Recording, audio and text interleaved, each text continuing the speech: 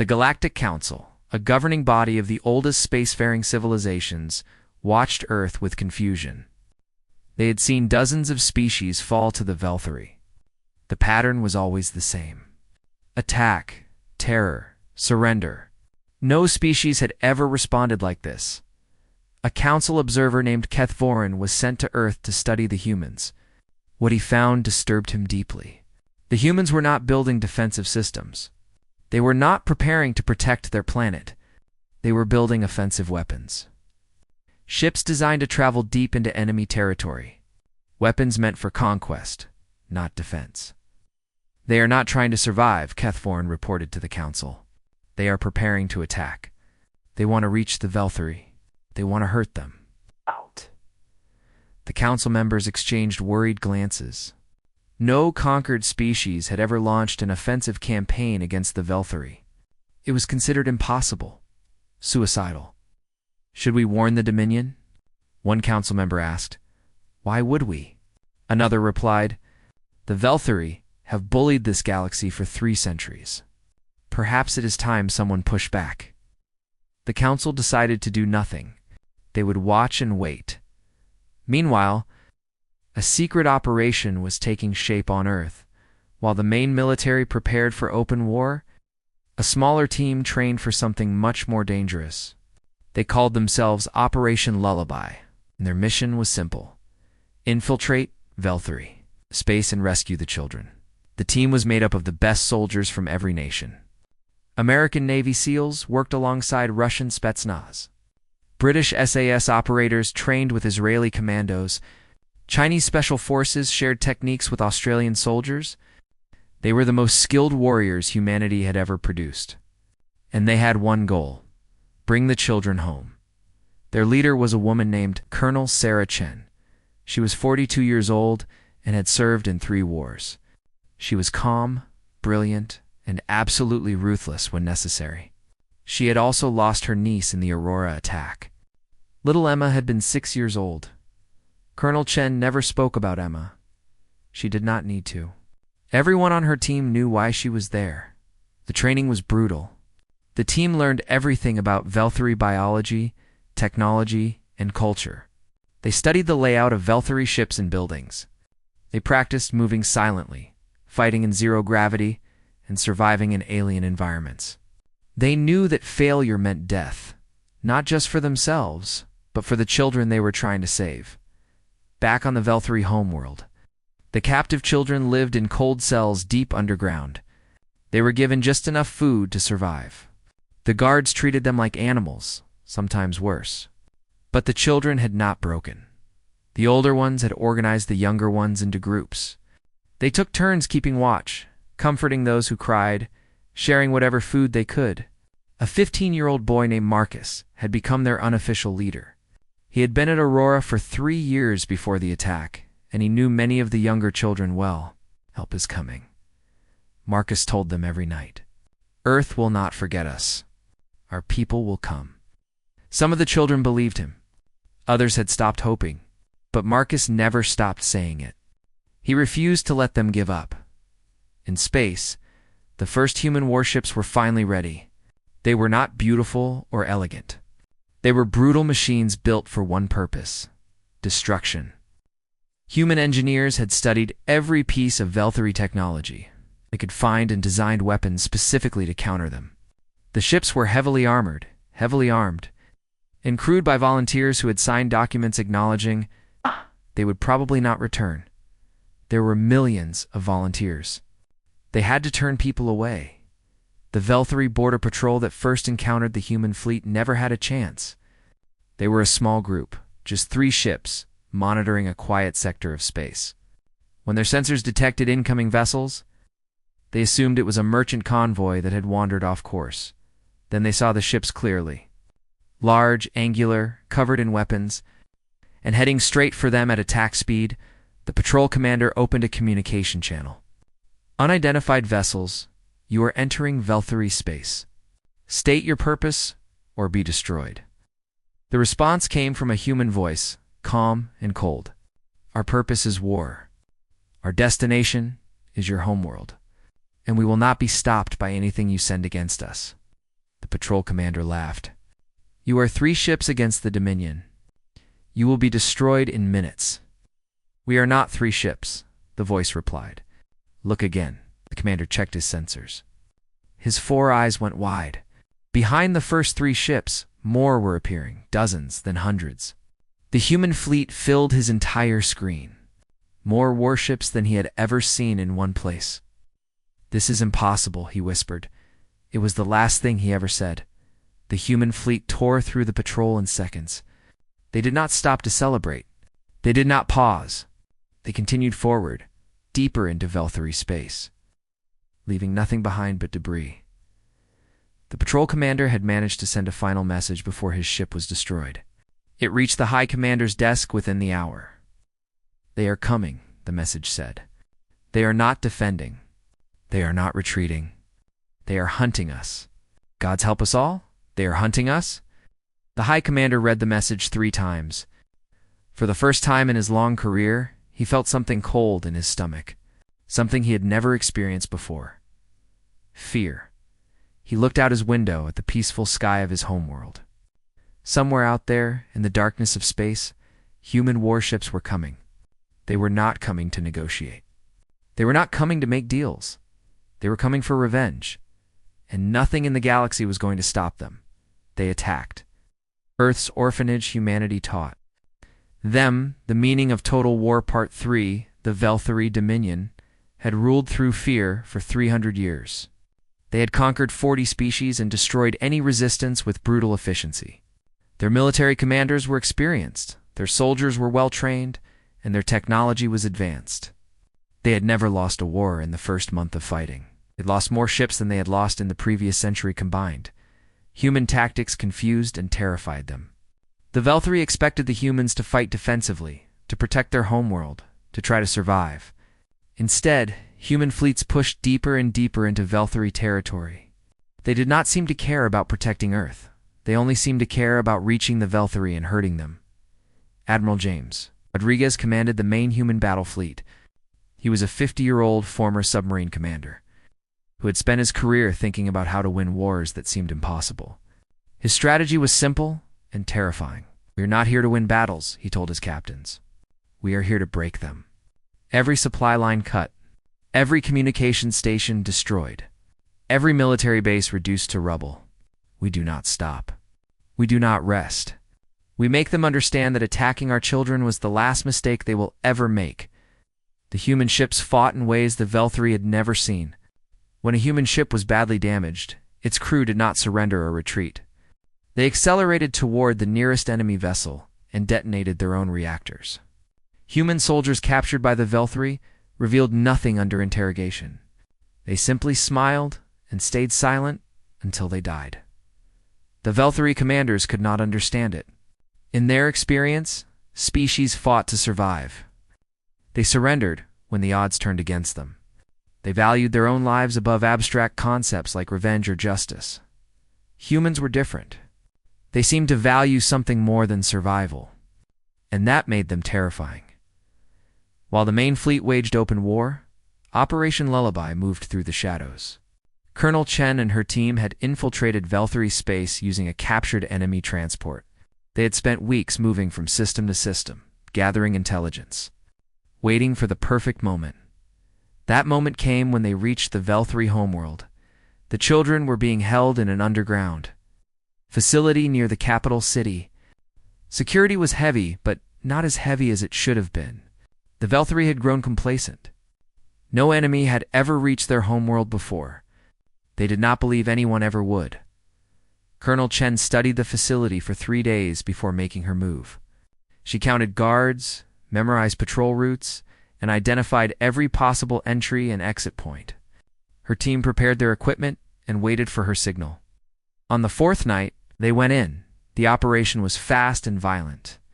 Chun's team moved through the facility like ghosts, eliminating guards before they could raise an alarm.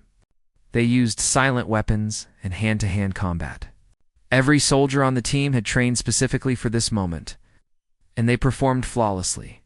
When they reached the detention level, Colonel Chen felt her heart stop for a moment. There were the children huddled together in cells, thin and scared but alive.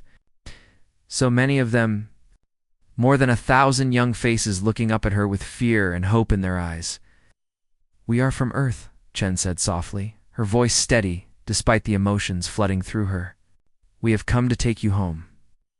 The silence lasted only a second. Then the children began to cry. Not from sadness, but from relief. Marcus, the teenage boy who had kept them together, stepped forward. His face was thin and pale, but his eyes were bright. "I told them you would come," he said. "I told them every day," Chen nodded. "You did well. Now we need to move quickly. Can you help me keep the younger ones calm?" Marcus straightened his shoulders. "Yes, ma'am." The Velthari Dominion had conquered 40 species across the galaxy. Their method was simple and cruel. They would find a new civilization, attack their weakest and most innocent targets, and wait for surrender. It had worked every single time. Fear was their greatest weapon, and they had perfected its use over 300 years of conquest. When their scouts discovered Earth, they saw exactly what they expected. A young species barely capable of space travel, divided into many nations that argued with each other constantly. The Velthari High Commander, a tall creature with gray skin and 4 eyes, looked at the reports and smiled. This would be easy. Humans were weak, emotional, and fragmented. One strike against a soft target would break them completely. The scouts spent weeks studying Earth. They watched military bases and dismissed them. They observed cities and found them too well defended. Then they discovered something perfect. In the northern forests of a land called Canada, there was a large complex called the Aurora Global Children's Sanctuary. It housed over 2,000 orphan children from every nation on Earth. Security was minimal. The location was isolated. And most importantly, the target would cause maximum emotional damage. The Velthari did not understand that they were making the worst mistake in their empire's history. The attack came on a quiet Tuesday morning. The children at Aurora were eating breakfast when the sky turned dark. 12 Velthari dropships descended through the clouds, their weapons already firing. The facility's small security team tried to fight back, but they were overwhelmed in minutes. Teachers threw themselves over children to protect them. Nurses rushed the youngest ones into basements. But the Velthari were thorough and merciless. When the attack ended, 847 children lay dead. The remaining 1,153 were rounded up like cattle and forced onto transport ships. The Velthari soldiers showed no emotion as they stepped over small bodies. To them, this was simply strategy. These children were now hostages, insurance to guarantee human cooperation. Within an hour, the Velthari broadcast their demands to every screen on Earth. The High Commander appeared, his 4 eyes looking down at humanity with contempt. He spoke slowly, as if addressing stupid animals. "People of Earth," he said, "we are the Velthari Dominion. We have taken your young ones. We have killed many, and we hold more. You will surrender all military forces to us immediately. You will accept Dominion rule without resistance. If you refuse, if you delay, if you try to fight, we will execute 10 children every hour until you comply. You have seen what we can do. Submit, and the killing stops. Resist, and you will watch your offspring die one by one." The broadcast ended. Across Earth, there was silence. In homes around the world, parents clutched their own children tightly. In government buildings, leaders stared at screens with pale faces. In military command centers, generals gripped tables until their knuckles turned white. The faces of the dead children were everywhere now. News networks showed their photos, their names, their ages. The youngest victim was 3 years old. Her name was Maria, and she had been learning to write her name. The Velthari waited for the surrender they knew would come. It always came. Every species broke when their children were threatened. It was simple psychology, simple biology. Protect the young at all costs. Surrender was always the logical choice, but the Velthari had made a critical error in their analysis. They understood that humans loved their children. They did not understand what humans would do to anyone who harmed them. In Washington, the American president sat in a room with her military advisors. Across a video link, the leaders of Russia, China, and every major nation watched and listened. For decades, these nations had been rivals. They had competed, argued, and threatened each other. Ancient grudges and political differences had kept them apart.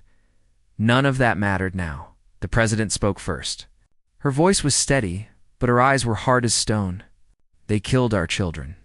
They took more as hostages. What do we do? The Russian president answered immediately. We do not negotiate with those who murder children. The Chinese premier nodded. We are in agreement. Complete agreement. One by one, every leader in that meeting said the same thing. There would be no surrender. There would be no negotiation. There would be no mercy. An American general leaned forward. He was an old man who had seen many wars. His voice was quiet when he spoke. What they have done requires a response that they cannot imagine. I am talking about total war. Not a military campaign. Not a conflict. Total war. Every factory, every resource, every citizen, unified for one purpose. We build until we can reach them, and then we do not stop until there is nothing left of them. The room was silent. Total war was something humans had only done to each other, and it had been terrible beyond description. Cities burned. Millions died. The world was reshaped by fire and fury. Now they would turn that terrible capability outward. Total war, the president said softly, and then louder, total war. Every leader in that meeting repeated the words. For the first time in human history, the entire species agreed on something. They would not surrender. They would not forget. They would build weapons the galaxy had never seen. They would use them without hesitation. The Velthari High Commander waited patiently for Earth's response. When it came, it was not what he expected. There was no weeping diplomat begging for terms. There was no broken leader offering surrender. Instead, there was a single message. It's broadcast from every nation on Earth simultaneously. The message contained no threats, no anger, no desperation. It was just one sentence, delivered in a calm and steady voice. You have made a mistake. You will not survive. The High Commander laughed when he heard it. He had received defiant messages before. Every species made brave noises at first. They always surrendered in the end. Always. He ordered his fleet too.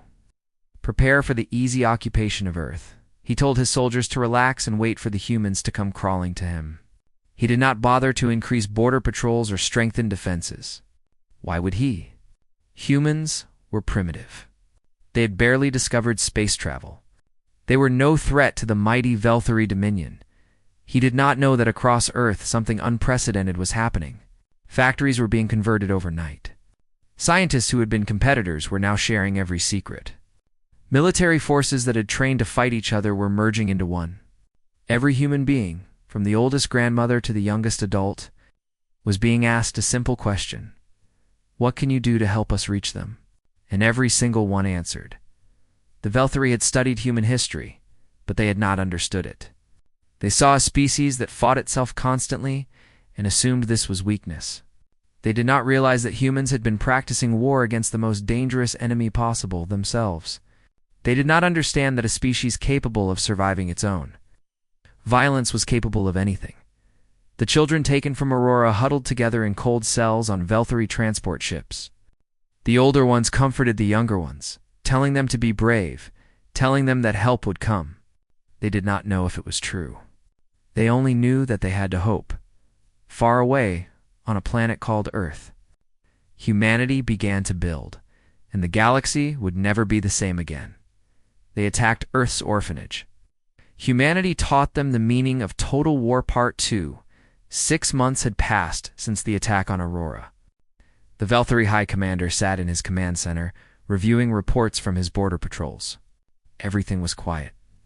The humans had sent their defiant message and then gone silent. No attacks. No rescue attempts. Nothing. The High Commander was pleased. He had seen this before. The initial anger fades, reality sets in, and eventually the defeated species sends diplomats to negotiate terms. He expected human ambassadors to arrive any day now, begging for their children back, offering complete surrender. He was wrong.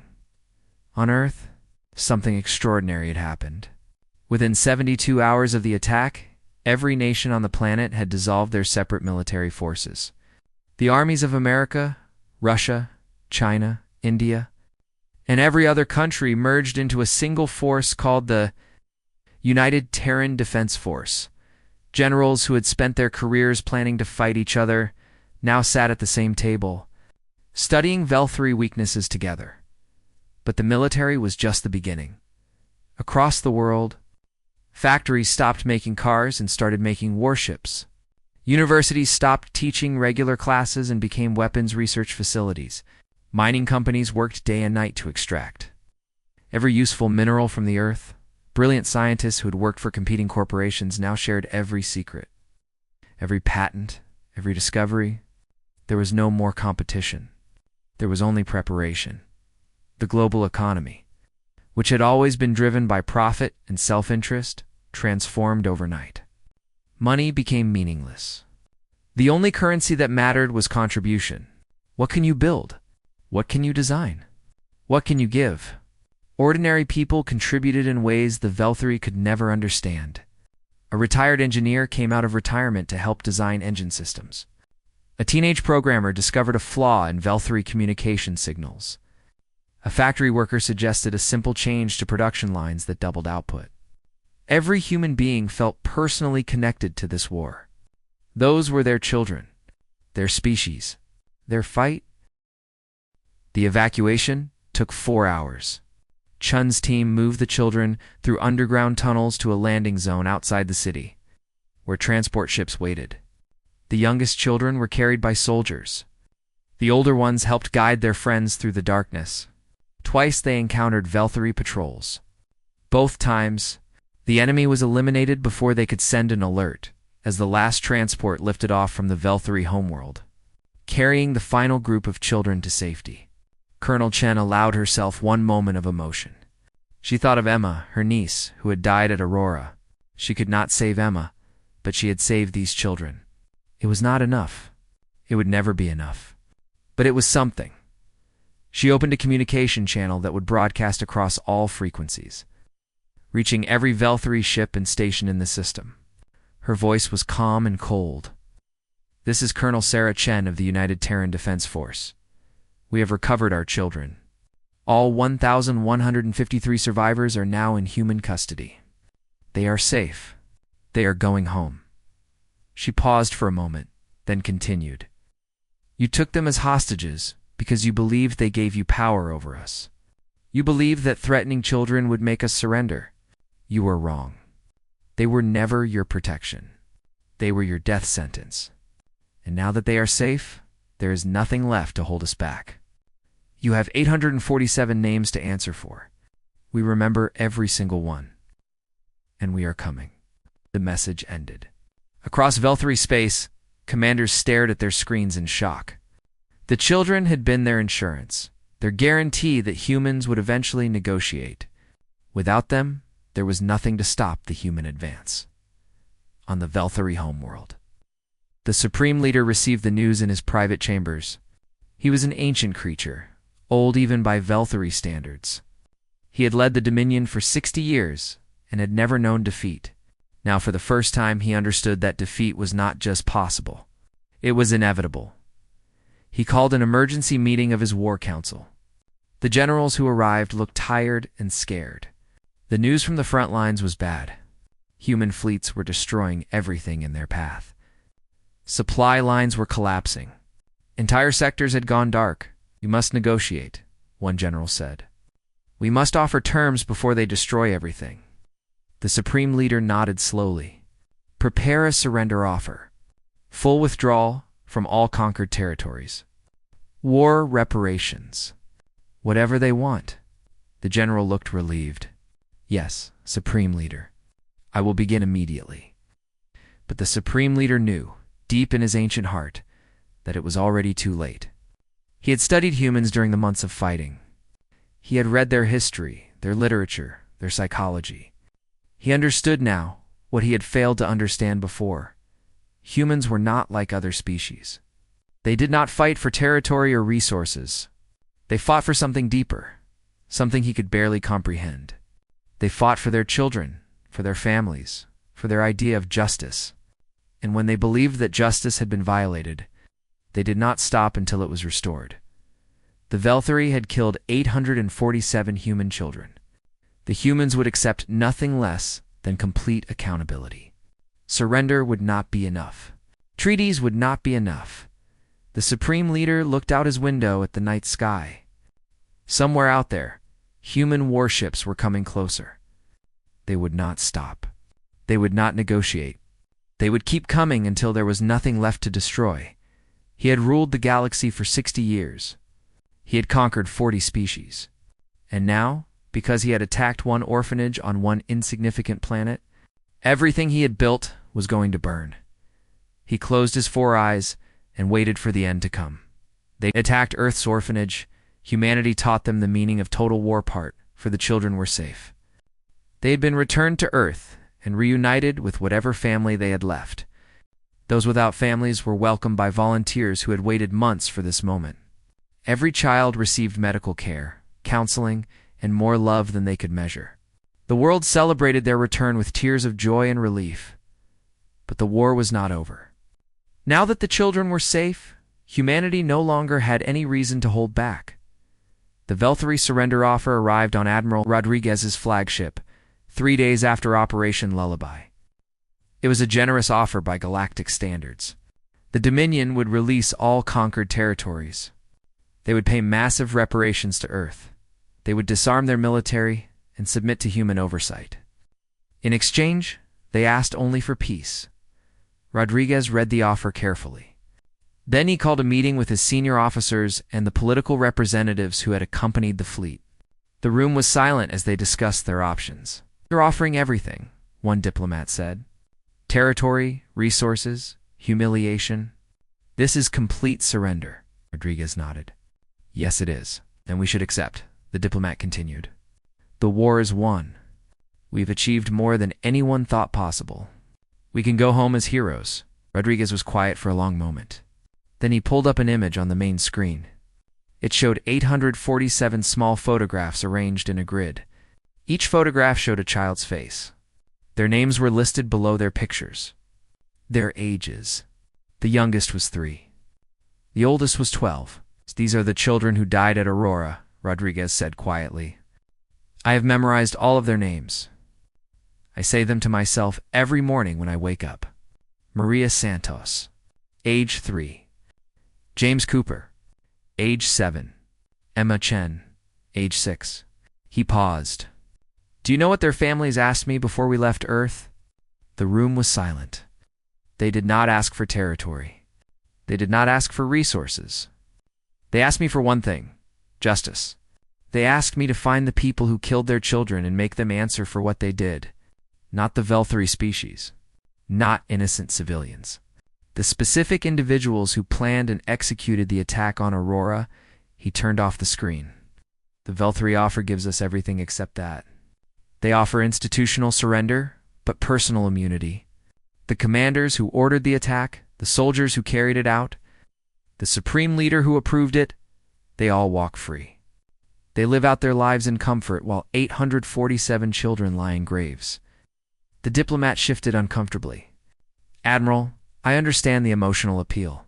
But in galactic diplomacy, this is how wars end. Leaders negotiate, treaties are signed, and everyone moves forward." Rodriguez smiled, but there was no warmth in it. "That may be how other species end wars. It is not how humans end them. Not when children are involved." The response to the Velthari surrender offer was simple. No. Not no with conditions. Not no with counteroffers. Just no. The Galactic Council was shocked. In 300 years of interstellar diplomacy, no species had ever rejected such a generous surrender. The Council sent an emergency delegation to the human fleet, hoping to mediate. The delegation was led by Keth Voren, the same observer who had watched humanity prepare for war. He met with Admiral Rodriguez on the flagship, surrounded by screens showing the advancing human forces. "You must understand," Keth Voren said carefully. "This is not how civilized species behave. War ends with negotiation. With compromise, you cannot simply destroy an entire empire because of one attack. Rodriguez listened patiently. When Kethvorin finished, he spoke. Counselor, you were there when the Velthari attacked other species. You watched them use terror against civilians. You watched them murder children to break the will of their enemies. What did the council do? Kethvorin was silent. Nothing, Rodriguez continued. You did nothing because it was not your children. It was not your species. It was someone else's problem. And because you did nothing, the Velthari continued. They attacked us because they knew no one would stop them. He leaned forward. We are stopping them. We are showing the galaxy that there are consequences for attacking children. And we will not let diplomats who stood by and watched tell us when to stop. Kethvorin left the flagship without an agreement. His report to the council was simple. The humans would not negotiate. They would not stop.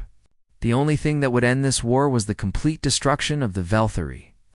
Military leadership. The final campaign was methodical and relentless. Human forces pushed toward the Velthari homeworld, destroying military targets and infrastructure along the way. They did not attack civilian populations. They did not destroy cities or kill non-combatants. This was not genocide. This was justice. It's carefully targeted and precisely delivered. A list had been compiled on Earth. It contained the names of every Velthari officer and soldier who had participated in the Aurora attack. Intelligence teams had worked for months to identify them using captured records and interrogation. There were 237 names on the list. Human special forces hunted them one by one. Some were found on military bases. Some had fled to remote colonies. Some had tried to hide among civilian populations. It did not matter. The humans found them all. They were captured, tried by a military tribunal, and executed. The trials were broadcast to Earth, where the families of the dead children watched in silence. The Supreme Leader was the last name on the list. He had fled his homeworld weeks earlier, retreating to a hidden bunker on an uncharted moon. He believed himself safe there. The location was known only to his most trusted guards, and the moon had no strategic value. Why would anyone look for him there? Colonel Chen looked for him there. She had volunteered for this mission specifically. Her superiors had offered her a chance to rest after Operation Lullaby. She had refused. She would not rest until the man who had ordered the death of her niece was dead. Her team landed on the moon under cover of darkness. They moved through the bunker's defenses like shadows, eliminating guards without raising an alarm. Chen led from the front, her weapon ready, her heart cold and steady. When they reached the Supreme Leader's chamber, they found him waiting for them. He was old and tired, his 4 eyes dim with age and defeat. He did not try to fight. He did not try to run. He simply sat in his chair and looked at the humans who had come to end his life. I underestimated your species, he said quietly. I thought you were weak because you fought among yourselves. I did not understand that the fighting made you strong. Chen walked toward him slowly. Her rifle was raised, but she did not fire. Not yet. You killed 847 children, she said. One of them was my niece. Her name was Emma. She was 6 years old. She'd like to draw pictures of butterflies. The Supreme Leader closed his eyes. I have killed many children in my life. On many worlds. Yours are not special. Chen smiled, and it was the coldest thing the Supreme Leader had ever seen. Yes, they are, she said. They are special because they were ours, and we came across the galaxy to make you answer for them. She opened a communication channel that broadcast to every ship in the human fleet, to every screen on Earth, to every corner of the galaxy. This is Colonel Sarah Chen. The Supreme Leader of the Velthari Dominion has been captured. He will stand trial for crimes against humanity. Justice will be served. She looked at the ancient creature in front of her, this being who had caused so much suffering, who had killed so many innocents, who had believed himself untouchable. The war is over, she said. You lost. The Supreme Leader said nothing. There was nothing left to say. Outside, in the cold darkness of space, human ships surrounded the moon. On Earth, People gathered around screens to watch, and across the galaxy. Every species that had ever suffered under Velthari rule watched and learned something important. Humans were not weak. They were not divided. And if you harmed their children, they would find you. No matter how far you ran, no matter how long it took, they would always find you.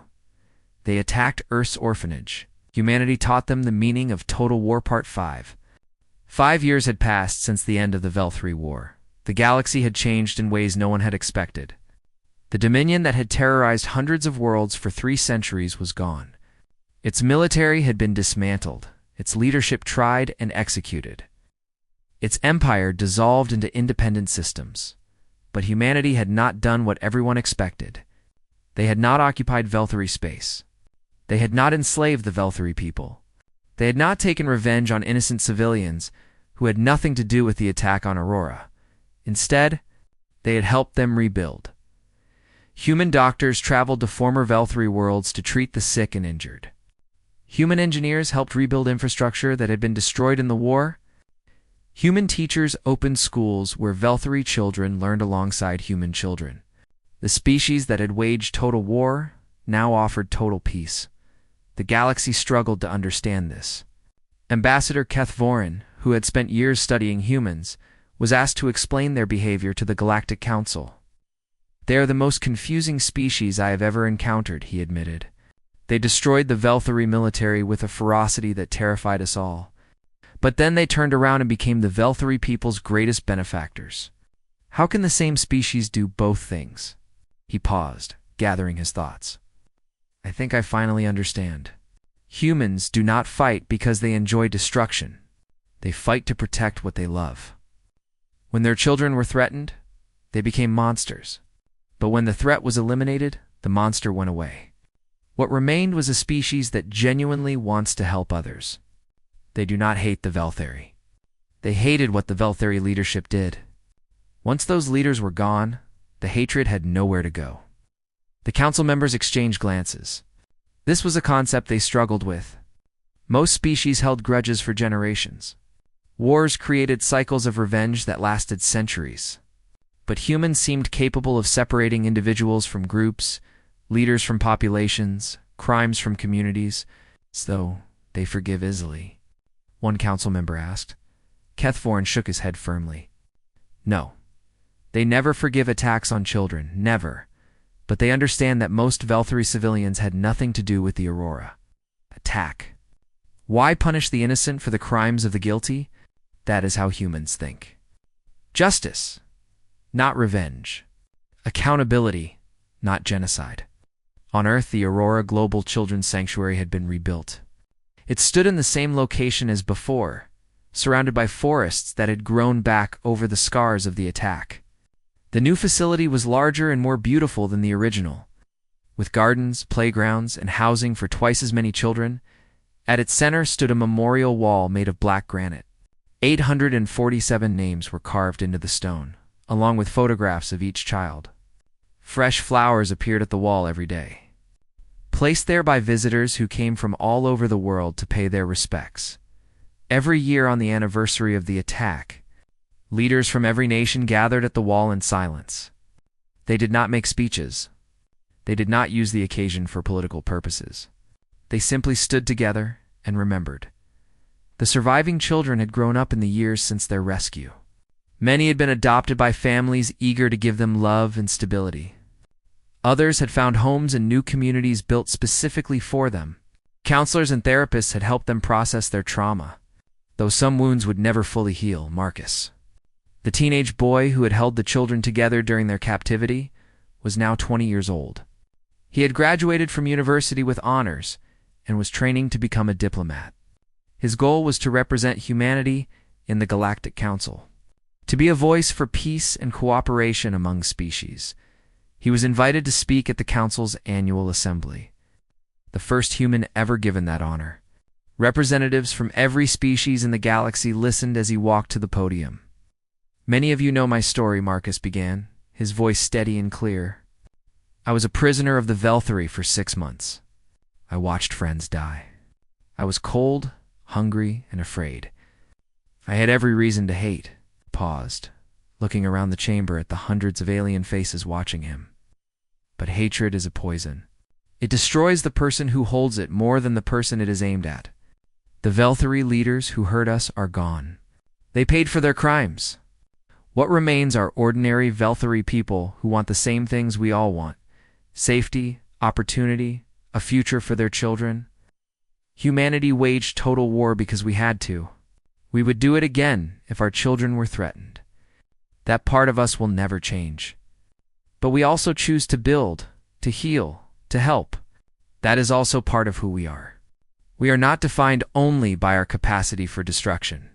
We are defined by what we do after the destruction ends. He turned to face the section where the Velthari representatives sat.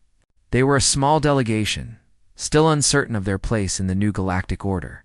Marcus walked toward them and extended his hand. "I do not hate you," he said simply. "I never did. I hated what your leaders did, but they are gone now. What remains is the chance to build something better together." The lead Velthari representative stared at Marcus's hand for a long moment. Then, slowly, he reached out and took it. The chamber erupted in applause. Kethvorn watched from his seat, shaking his head in wonder. He had spent decades studying different species, trying to understand what made each one unique. He had never encountered anything like humans. They were violent and gentle, vengeful and forgiving, capable of total war and total peace. They contained contradictions that should have torn them apart, but instead made them stronger. Later that day, a young species called the Vental made first contact with humanity. They were new to space travel, nervous and uncertain. Their ambassador, a small creature with large eyes, met with human diplomats on a space station orbiting Earth. "We have heard stories about your species," the ambassador said nervously. "We have heard about the Velthari War, about what you did to them." The human diplomat smiled warmly. She was an older woman with gray hair and kind eyes. Her name was Dr. Sarah Chen, retired colonel, former leader of Operation Lullaby. "What exactly have you heard?" she asked gently. "That you destroyed an empire because they attacked your children. That you hunted their leaders across the galaxy. That you would not stop until everyone responsible was dead." Chen nodded. "All of that is true." The Vental ambassador swallowed hard. "We are a small species. We have no military. We could never defend ourselves against you."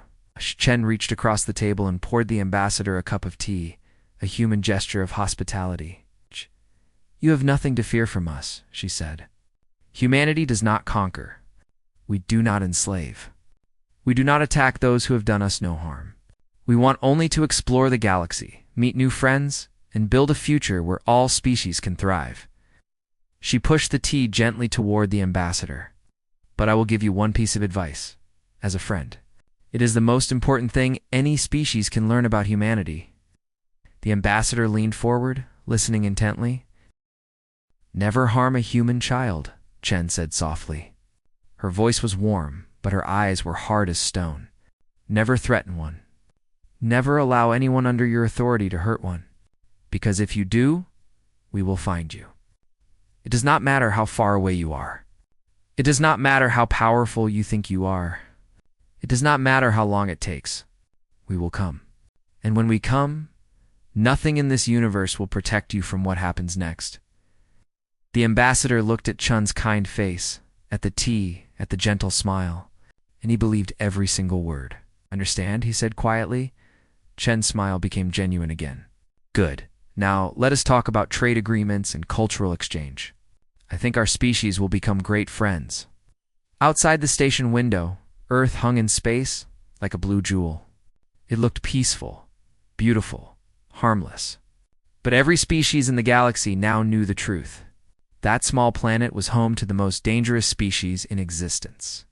Not because they were the strongest or the most advanced, but because they would never stop protecting what they loved, and they loved their children more than anything.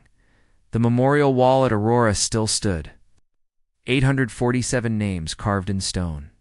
Every morning, a caretaker placed fresh flowers at its base. Every evening, visitors came to pay their respects. The children were never forgotten. They never would be. And somewhere among the stars, every species that heard the story of humanity remembered the same lesson. Some things are sacred. Some lines cannot be crossed. And some species will burn the galaxy to protect their young. Humanity was such a species, and the galaxy was better for it.